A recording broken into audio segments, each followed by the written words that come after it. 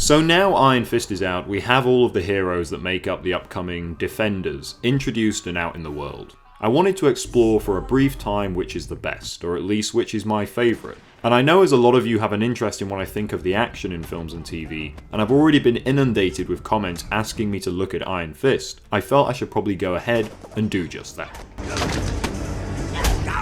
I do want to start this off by saying that this isn't about which is the best character.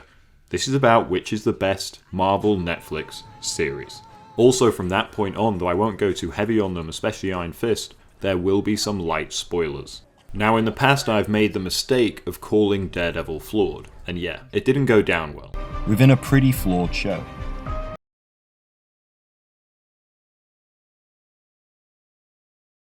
Now, I haven't really changed on that, but now I will go into why I consider Daredevil to be, shall we say, imperfect in a bit more depth. But only in a way that pretty much all of the series are. Please. The problem I really have with Daredevil and all of the Marvel Netflix shows comes down to the stories, or more, the B-plots they utilise within them. Something Daredevil has more of an issue with, at least in its first season. The hero-led A-plots are almost always great, but these B-plots do often let things down a bit. From Foggy and Karen investigating things we already know about thanks to Daredevil, to the over-depended on Simpson on superpower-giving drug storyline in Jessica Jones, and the Black Mariah flip-flopping from sort of good to sort of bad guy all the time in Luke Cage, there is simply a feeling that these shows are too long. And as each has a 13-episode order with each running about an hour long, I really think that is the case. They pad things out, taking the focus too often from the heroes or villains, which are generally always excellent, to side characters I frankly care less about, whose motivations are often unclear and their actions too often unimportant to the overarching story. In Iron Fist, for example, we spend way too much time with the Meachums when it's the mystical stuff you really want to see. Not that any of that is handled particularly well anyway. Jessica Jones keeps its plot threads more tightly focused, though I didn't love the aforementioned Simpson storyline, and by its second season Daredevil really found a way to make Foggy and Karen more important to the story through their defense of Frank, which ended up being at times incredibly dramatic. Luke Cage has this sort of plotless feeling, but generally I was really into it and its atmosphere and the sense of place of Harlem, helped by the fantastic music. What really brings the shows up a grade though is that balance of hero and villain. Daredevil and Wilson Fisk, Jessica Jones and Kilgrave, to a lesser extent Luke Cage and Cottonmouth and then Diamondback. I didn't feel the same with Iron Fist's various foes, with none really making any impact. I'm also not going to talk too much about the Hand. As though they appear throughout Daredevil and Iron Fist, there is a distinct lack of clarity to what they are actually trying to do, and I feel they'll grow into something much more important and hopefully be given much more depth in Defenders. The villains Fisk and Kilgrave are really the MVPs of these series, and in many ways are the two best villains to me of the entire on-screen Marvel universe. Where Mahershala Ali's Cottonmouth was played brilliantly but ultimately felt neutered, and Diamondback was powerful but sometimes a little too cartoonishly evil, there is a real depth to the two best villains that has stuck with me. The weirdness of them, the places their growing evil take them, and what they represent to the heroes and thematically to the overarching shows was all handled brilliantly. And that's another thing the three better shows do that Iron Fist again doesn't. They have clear, central themes that each explores in an interesting manner. The theme of morality in Daredevil that through introducing kill-happy Frank Castle and Elektra, it explored even further, weighs heavy on Charlie Cox's Daredevil. The themes of trauma and consent are utterly integral to who Jessica Jones and Kilgrave are, adding drama and subtext to every action scene, to every story choice exquisitely. Even in Luke Cage, the theme of being a black man in America is powerful. Luke Cage being black was always incredibly necessary to his character, and with the show building up that through allusions to recent events, it's probably the best part of that series. Bulletproof always gonna come second to being black. Iron Fist doesn't really feel about anything though. I really found it hard to distill exactly what they were saying with Iron Fist. In essence, it's just a martial arts show without decent martial arts.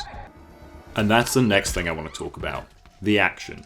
These are, after all, superhero stories, with in one way or another the leads fighting crime, So how does that actual fighting stack up? Well, as you probably know in Daredevil at least, it's pretty damn good. Sure, most of it happens in dark, shadowy areas, but you can feel the effort the team has put in. They want this stuff to be impressive.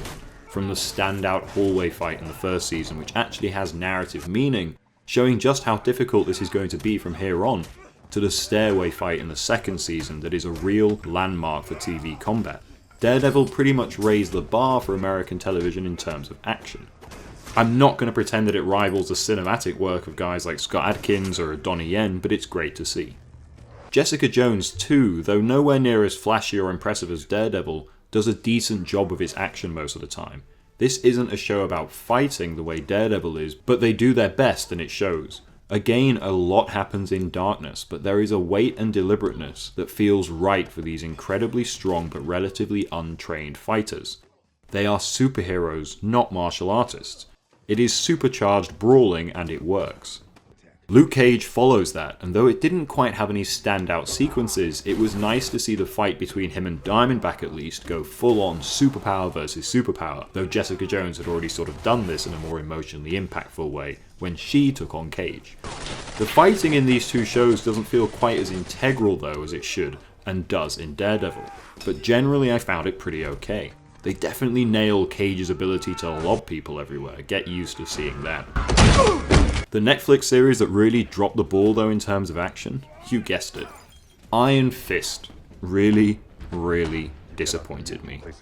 For Iron Fist, supposedly a chosen one character and a kung fu expert, if not the kung fu expert, to have fight scenes like this, it's just a letdown.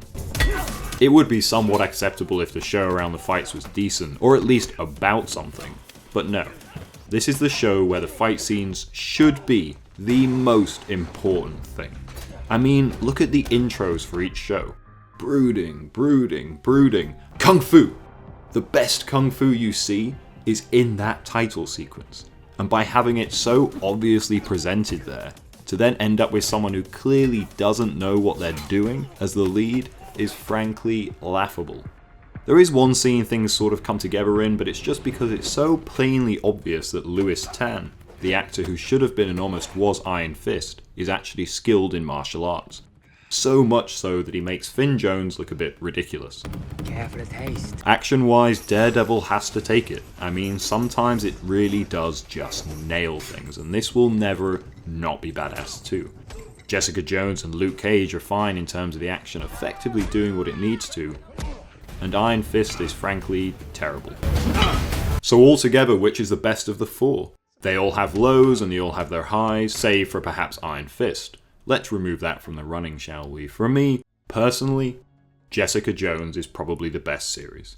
It balances its various plot threads and characters who all have their own clear motivations deftly, whilst having some decent action sequences, and is the one that most fills out its 13 episode length. Behind that, Daredevil. At least its second season. Had I not found the first season a little bit plodding, perhaps it would be my number one, but with Fisk, Punisher, Elektra, and of course Cox himself as Daredevil handled brilliantly, it is only maybe a point below Jones for me. Luke Cage has a somewhat plotless feeling sometimes that lets it down, and it lacks a single villain quite as great as Wilson Fisk or Kilgrave. But Harlem has the best sense of place of the four series locations, and that music is undeniably fantastic. Frankly, I enjoyed them all quite a bit, just Jones clicked for me on all parts the most. And weirdly, in terms of characters, my favourite is actually Rosario Dawson's Claire Temple, the connective tissue between all of the shows. That right there? That's what I'm talking about. I do wish almost each series had been at least 2 or 3 episodes shorter though, and I really did not at all dig Iron Fist. Luckily, The Defenders is only going to be 8 episodes, and as they are all at least somewhat closer to being accepting of their hero status, we should expect some real fireworks. With 4 primary characters, it eliminates the need for sometimes plodding B-plots, and if they match a level of action for all characters to the quality of Daredevil, rather than going the other way and neutering Daredevil, Defenders may actually end up being something really, truly special. Oh, and please, don't fuck up the Punisher series. Give us more of this. Thanks for watching, guys. Let me know as always just how wrong I am in the comments below, and if you do enjoy these videos, please consider visiting my Patreon and helping support the channel. See you again soon.